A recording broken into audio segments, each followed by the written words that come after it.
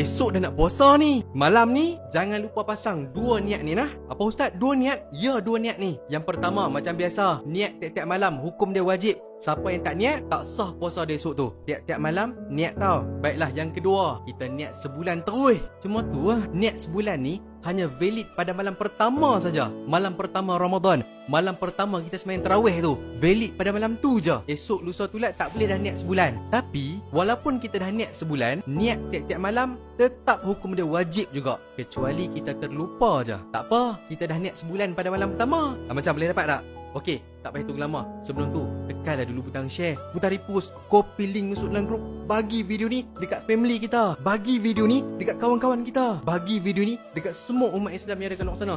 Bagilah video ni dekat mak ayah kita, isteri kita, anak-anak kita, jiran-jiran kita. Sebab kita tak tahu ada hari kita terlupa nak niat. Betul tak?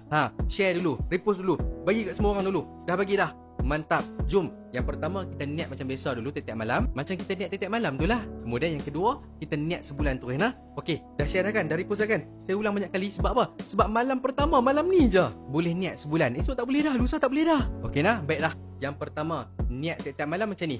Tengok skrin, kita baca niat puasa sama-sama nah. Nawaitu sawma ghadin an adai fardhi syahri ramadana hazihi sanati lillahi ta'ala. Sahaja aku berpuasa esok hari menunaikan fardu di bulan Ramadan pada tahun ini kerana Allah Ta'ala. Macam mana dapat tak? Yang tu niat tiap-tiap malam. Jangan miss, jangan tinggal. Wajib niat tiap-tiap malam nah. Baiklah, niat yang kedua pula, niat sebulan. Tengok skrin, kita baca sama-sama nah. Nawaitu sawma syahri ramadana kullihi lillahi ta'ala.